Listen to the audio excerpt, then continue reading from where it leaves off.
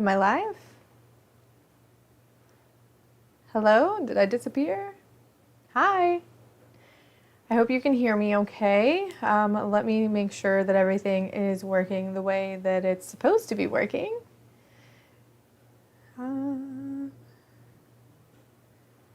Now live on your channel. All right, so hello.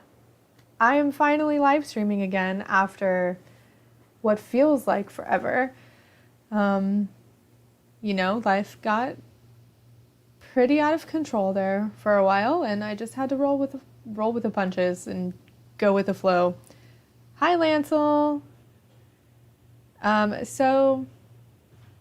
Yeah, we're back, I'm back, and I'm live, and it's great. So it's gonna probably take me a minute to get back into the swing of being live because it's been a minute, but I'm excited. And today I'm actually talking about protection magic, sort of giving an introduction, I guess, to basic protection magic and spell work. So before we move into the bulk of what I'm going to talk about, I have 3 announcements. Anyway, for those watching on YouTube, if you have any questions about protection magic, while you're watching live, drop them in the chat, and then we can go over those in the bonus section. If you are watching the video later, drop them in the comments, and I will be happy to answer any of your questions or point you in the direction if I don't have an answer. The second announcement is that I'm going to start doing something over on Instagram and Twitter every Friday, I have tentatively called it Freebie Friday, where I want to schedule out like an hour of time where I can do free 1-card readings for people who may not necessarily have the funds to purchase a full reading, or who sort of want to dip their toes in the water of getting a tarot reading. So that's something to look out for too. If you're not following me on Instagram or Twitter, the links are in the description and in the show notes, and definitely keep an eye out for that. The third announcement that I have is that I was recently on another podcast. I was on the Witchcraft Grenade that is hosted by Cloud the Pagan Rapper and Lady Book Dragon. So that link is in the description and in the show notes too, and I definitely recommend checking out their podcast. We talked about basically everything, what it means for me to be a YouTuber and a podcaster, and doing everything that I do, as well as where we think the community is going and how technology sort of plays a role in witchcraft and social media and all of that really convoluted and complex stuff. So definitely I recommend listening to that episode and the rest of their episodes. The link is in the description and in the show notes. Lancel, is this a sign? I just did a protection spell like an hour ago. It's a sign. It's definitely a sign. It could be a sign for you. You would have to get with Hecate to figure that one out specifically. But yeah, I guess let's just move into it. I don't anticipate this being a very long episode because introduction to protection magic is fairly simple and straightforward, but it's also something that's really important, in my opinion, for everyone that practices witchcraft. I think everybody that practices witchcraft should learn protection magic.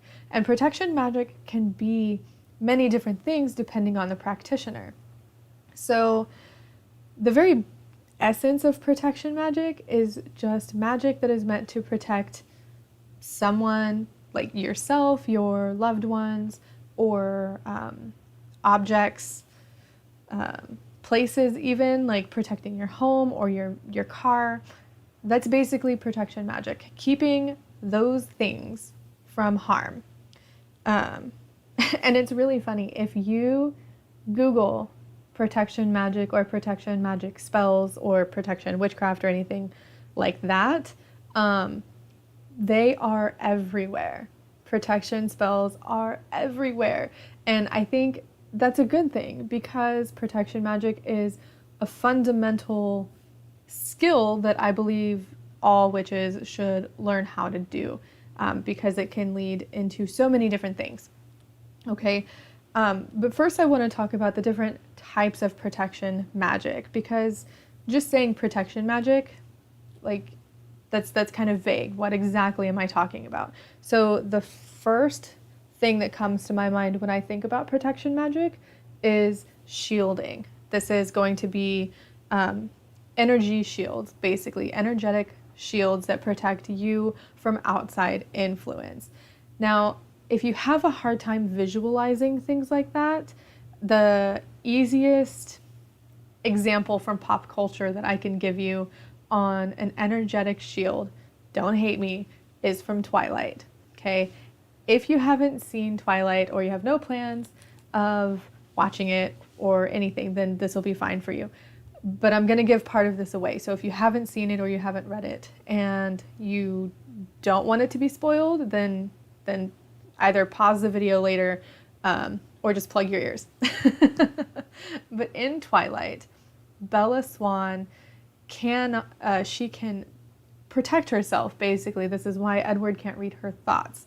And she learns how to project that shield, basically, outwards and to protect other people.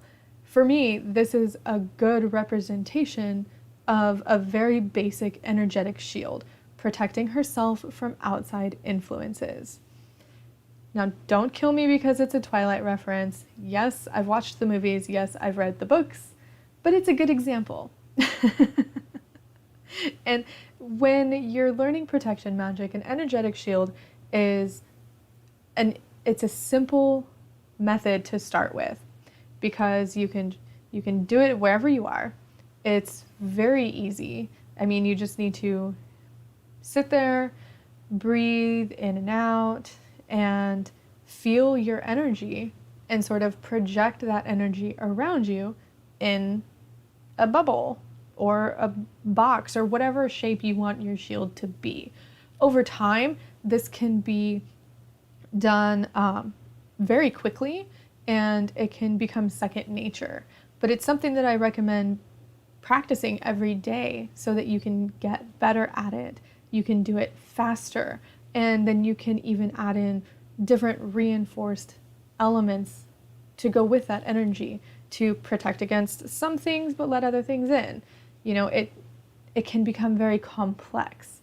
But the energetic shield is the very first example that I have of a protection magic. The next thing that you can use as protection magic is amulets. You can charge amulets and talismans, do spell work, and charge it with the moon or with your own energy for the purposes of protection. Then whenever you or said person wears that amulet, it will serve its purpose and it will protect the wearer. Now, the next three are forms of protection magic that aren't going to be for everyone. This is going to depend on how you practice witchcraft and what your specific tradition or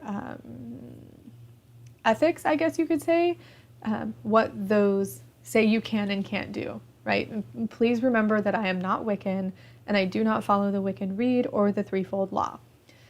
So the first two here is either banishing and binding. I view banishing and binding as basic forms of protection magic, because sometimes in order to protect yourself or someone else, you need to get rid of things or keep things from happening. You can banish people, banish feelings, banish situations, and you can do the same thing with binding. You can bind people from doing harm to themselves or other people. The next two that go together is cleansing and uncrossing. Now, I would imagine that most people would be comfortable with cleansing and uncrossing. So cleansing is a form of protective magic, in my opinion, because you are cleansing the area or yourself of anything that doesn't serve you, basically. So if you say you work with the public, a lot of times we can bring home attachments in the form of either excess emotional energy that someone was just letting off, or We can be around people who have attachments themselves and they just piggyback onto us. But cleansing can get rid of that. Uncrossing is if you think that you have been cursed or hexed, you need to uncross yourself to get rid of that. And that is a form of reactionary protective magic. Now, the last one that I have is cursing or hexing.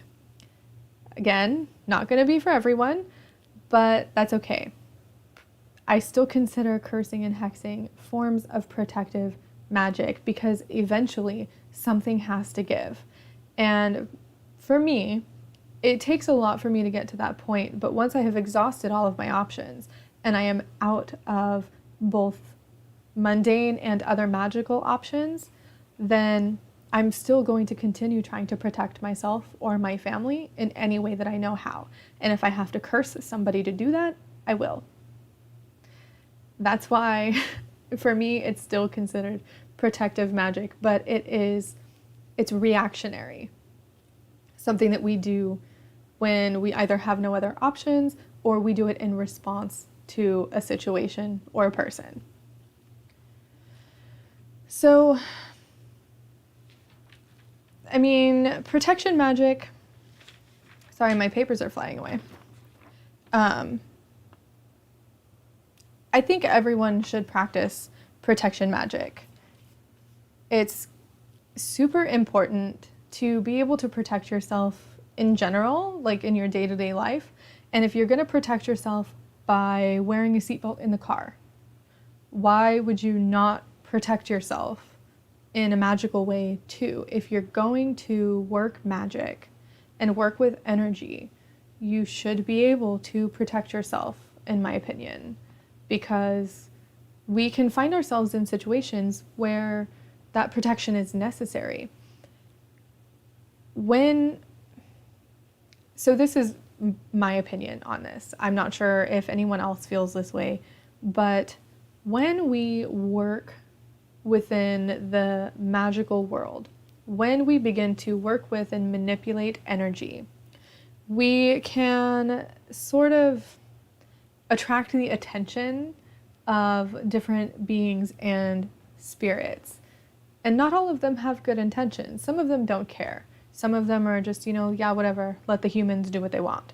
But some people, or some beings and some spirits have malevolent intentions. And I definitely think that if you're working in this space in between, as I like to think of it for myself, and manipulating that energy, I need to be able to protect myself against those spirits that really don't have my best interest at heart.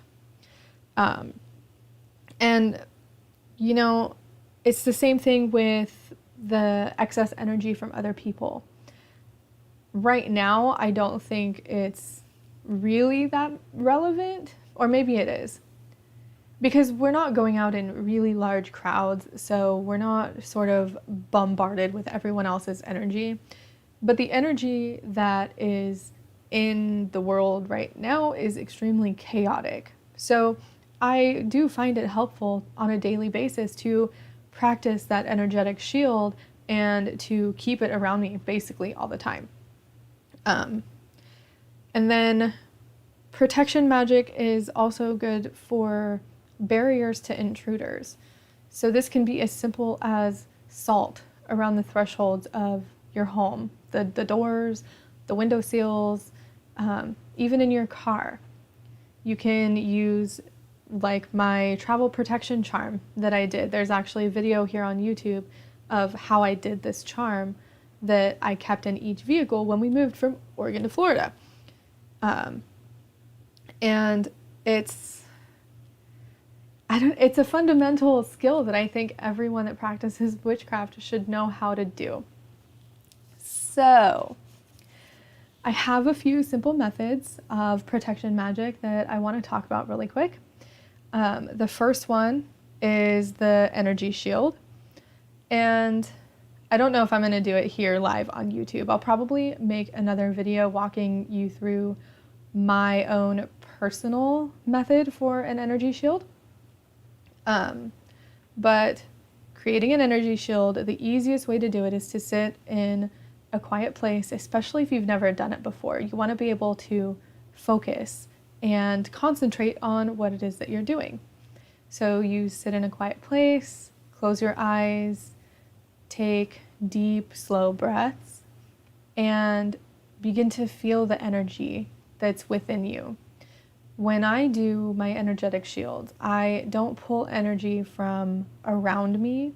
I expand my own energy from within.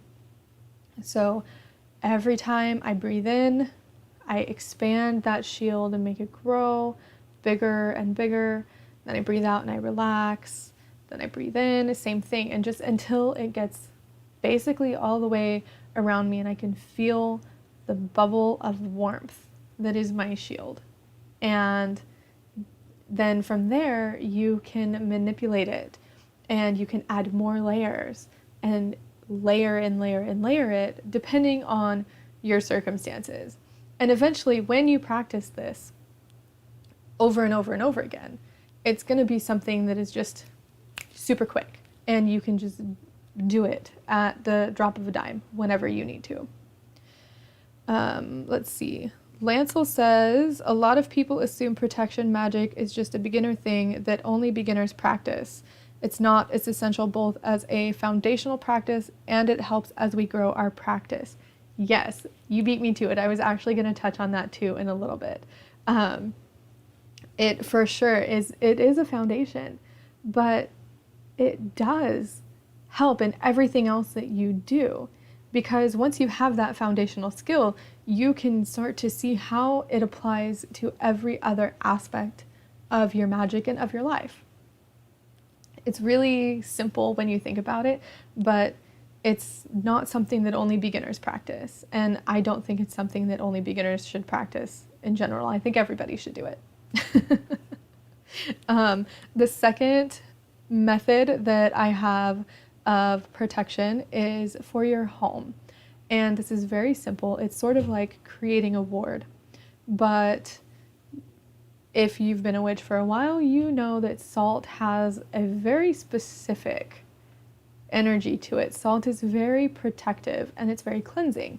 So one thing that I like to do is I like to take my coarse salt and I'll hold it in my hand and meditate on it for a few minutes and say, you know, this is for protection against intruders or unwanted energy.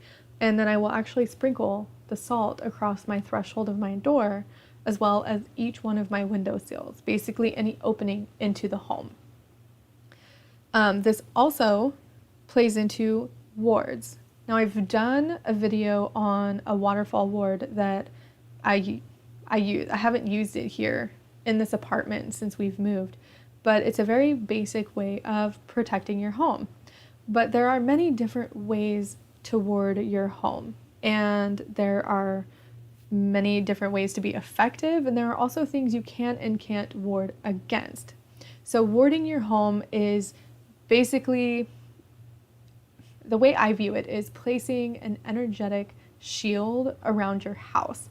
There's also another method where you create energetic objects, or you take an object and you infuse it with energy that is specific to what you want. So for example, a statue that you keep by your front door.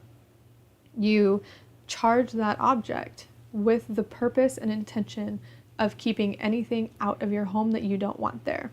And then you keep it by your front door. You can also work with plant spirits as an effective way of warding your home. It depends on the plant, obviously, and how willing they are to work with you.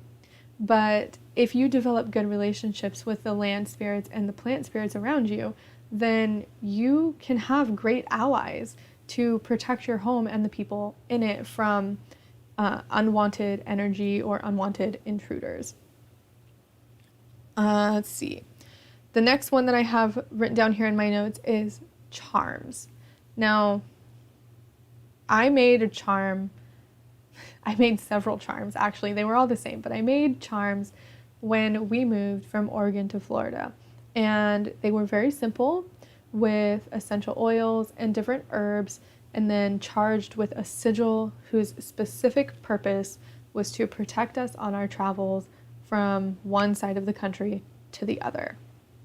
And Lancel brought up another great example in the chat. Witches' bottles for the home are great in general. That's a whole other topic on its own, but a witch's bottle can serve many different purposes. And the way that I have, or the most common witch's bottle that I've seen is one that is essentially used as a decoy. So you take a glass jar and you fill it with all different kinds of things to trap energy, rusty nails, staples, or like a barbed wire even, or anything that's sort of like prickly, that would trap something, basically. The words are escaping me right now. But you fill it with that, and then you fill it with something that is of your essence. So this could be your saliva, or blood, or fingernail clippings, or urine, and then it's used as a decoy. You would place it, so hopefully somewhere inconspicuously if you live in an apartment complex, because you don't want people to pick it up and play with it. But place it somewhere where it will be safe and it won't be seen, and then it acts as a decoy. And anything that is directed at you or that is trying to intrude on you or your home will be attracted to the witch's bottle, the witch's jar, instead of you. And then once it's served its purpose, you would safely dispose of it or cleanse it and then put it back out to do the same thing.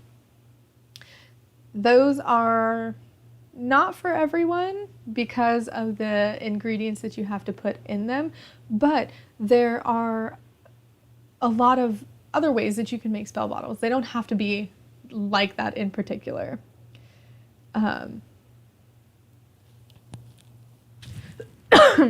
Excuse me, I'm sorry.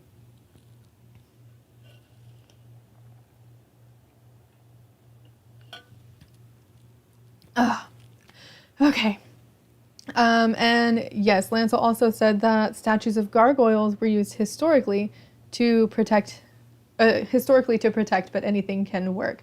I like to use dragon statues because I'm very connected to the idea of dragons and dragons in general.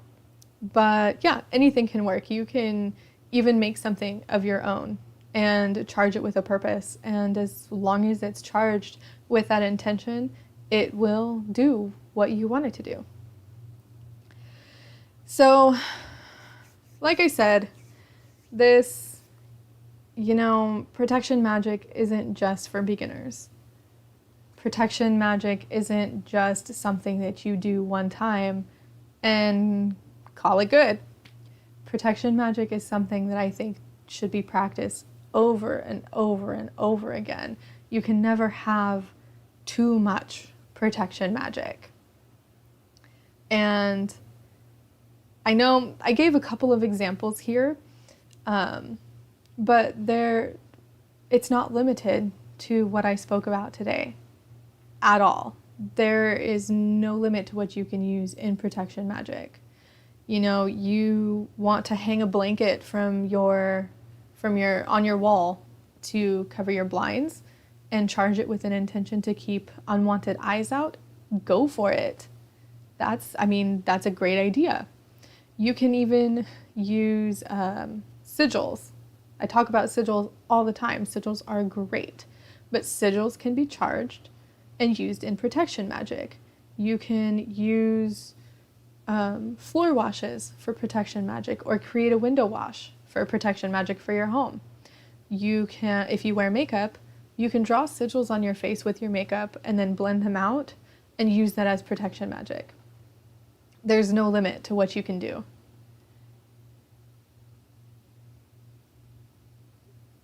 Let's see. Lancel said there's some things which tend to last longer, like jars and bottles, and those which last quicker, like burning sigils and salt. Yes, that's very true too.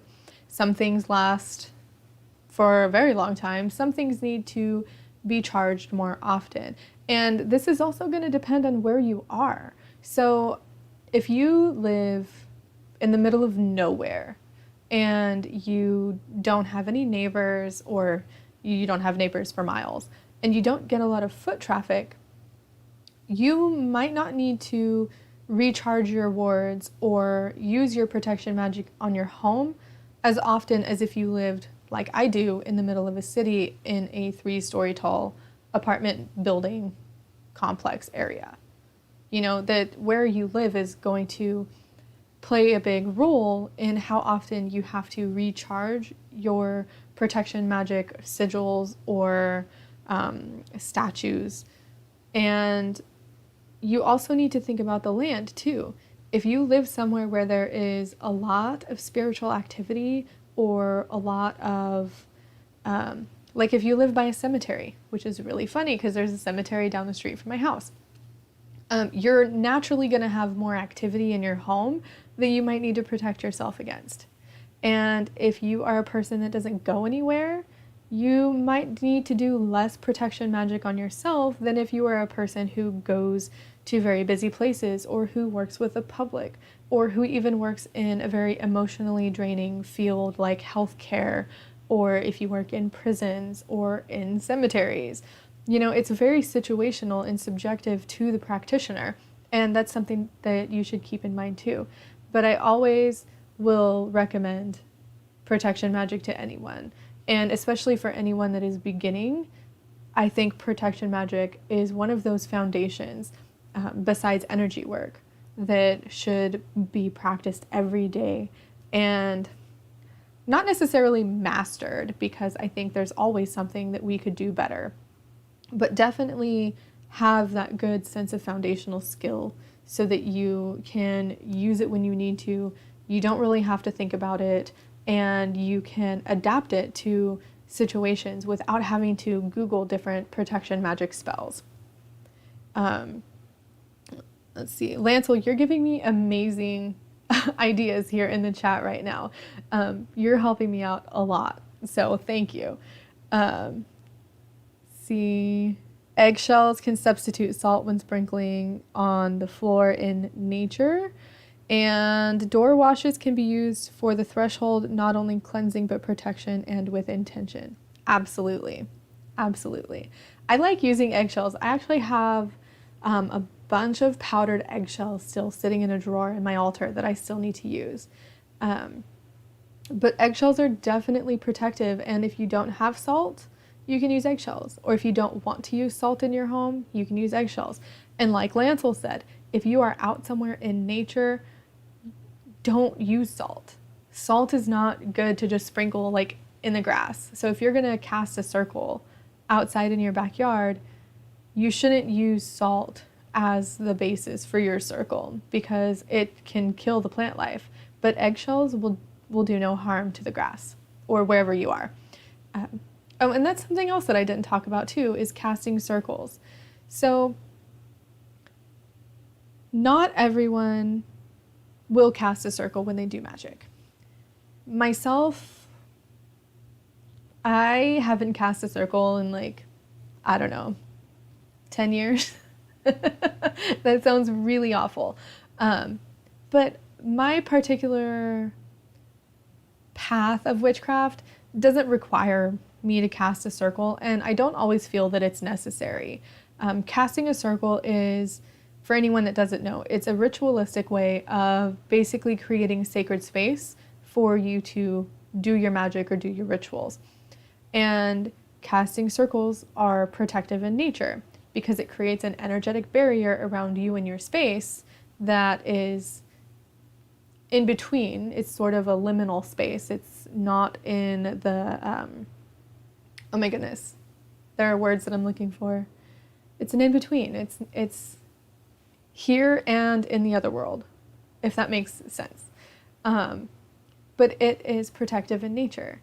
So if you want a ritualistic aspect to your protection magic, you can definitely learn how to cast a circle. This is going to depend on your tradition because some traditions have very specific methods of casting circles. I don't in particular, but some traditions, they start in the east and they move clockwise, and at each direction they call in the quarters, the guardians of the watchtowers, and the elements. That's going to be very subjective to the person, but casting a circle is also another great way to practice your protection magic. You still have more, Lancel. Don't combine Florida water with candles unless you want to banish your house with fire. So I am a witch that has never used Florida water, but I think Florida water contains an alcohol, right? I think it contains an alcohol. Yeah, don't use Florida water with candles because it's flammable. Let's see. Holy water combined with oil and rubbed on the limbs can protect from spirits, especially in cemeteries. Comes from Appalachian folk magic. Oh, that's good to know. I don't know too much about Appalachian folk magic. That's something that I need to look into. It's very interesting. Let's see. One can also use the lesser banishing ritual of the pentagram daily to protect. Okay, I'm going to sound like a really bad witch right now. I have never used the lesser banishing ritual of the pentagram. Never. And I don't know if it's just something that just never appealed to me or if it's just something I never really wanted to do, but it sounds like it would be protective. That makes me sound very bad.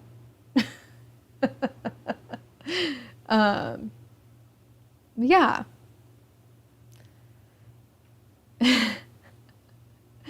So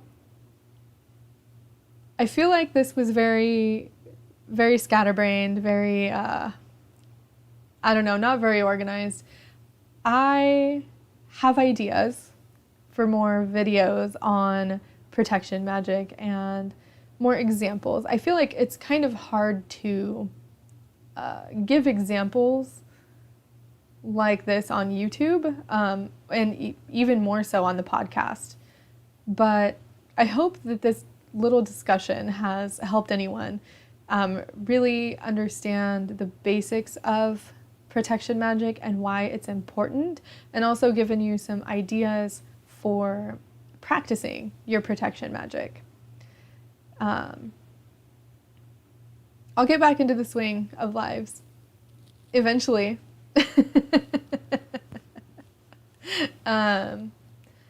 And I feel like there's a lot that I missed too, which there probably is.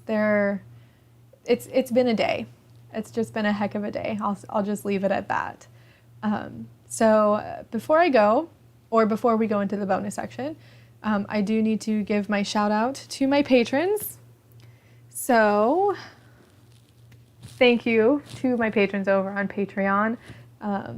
I know it's been a ride here, and we've hopefully calmed down, but I appreciate each and every one of you. So thank you, Jess, Rose, Renee, Holly, Blue, Bonnie, Lee, Angie, Leli, Magical Crafting, Bliss, and anyone else that I did not mention. And if you'd like to join me on Patreon, you can do so at patreon.com/roundthecauldron for as little as $1 a month and get patron exclusive content and perks, including polls on what we're going to talk about next. If you're going to stick around for whatever the bonus section entails, then stick around. If not, I will talk to you next time.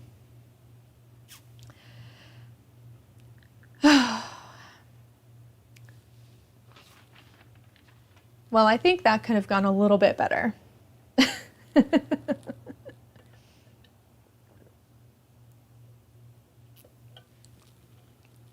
We're dealing with a lot of big energy in my house right now.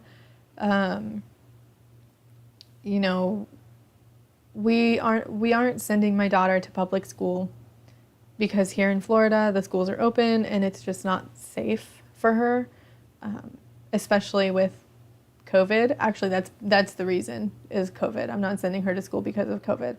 and I'm at home and I have the ability to do so, so she's staying home with me. We tried virtual school and it didn't work. Now we are trying the homeschooling thing, and we're just dealing with a lot of big energy and big emotions. So today has just been one of those very big days for the both of us. She's 7. She's dealing with a lot of big emotions that are hard for even an adult to handle. So it's been interesting. But I think we're working on it, and I am hopeful that it will get better. Let's see. Lancel, school is still very chaotic. You go there bi-weekly. Virtual school is going badly right now. It is very badly. And this virtual school wasn't even like like by the counties here. It is literally Florida virtual school. It's an online school, sort of like K-12 or Connections Academy, that everything they do is always virtual. We tried that, but it just didn't work for us. It was too restrictive, and the communication was just really difficult with the school and the teacher in general. So it just didn't work. Teachers aren't even teaching, just giving homework. It's hard right now. And that's part of the reason why I wanted to talk about protection magic, is because there's a lot of big things happening right now. And I think we just need to be able to protect ourselves from it. Not necessarily stop feeling the things, because the things are awful, but protecting ourselves from the outside energetic influences and how they can really feed into our emotions and the way that we feel and the way we behave. I think I'm going to write up a whole blog post, maybe like a blog series on protection magic. I think that'll be something really helpful. Let's see.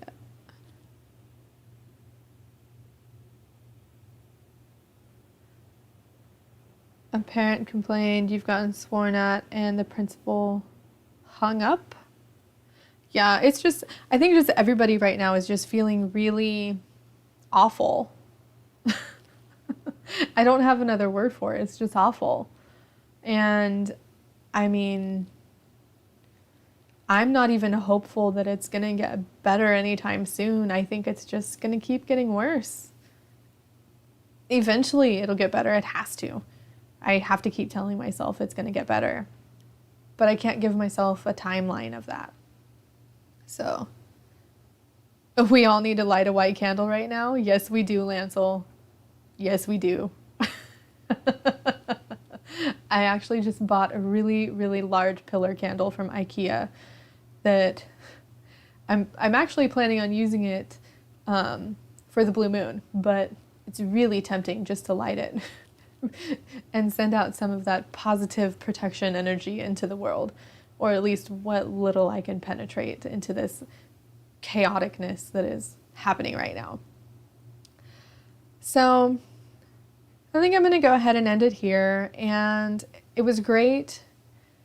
It was scatterbrained, but I hope it was helpful. So I will talk to everyone soon, and look forward to a blog series about protection magic, because that is something I'm planning on doing now. So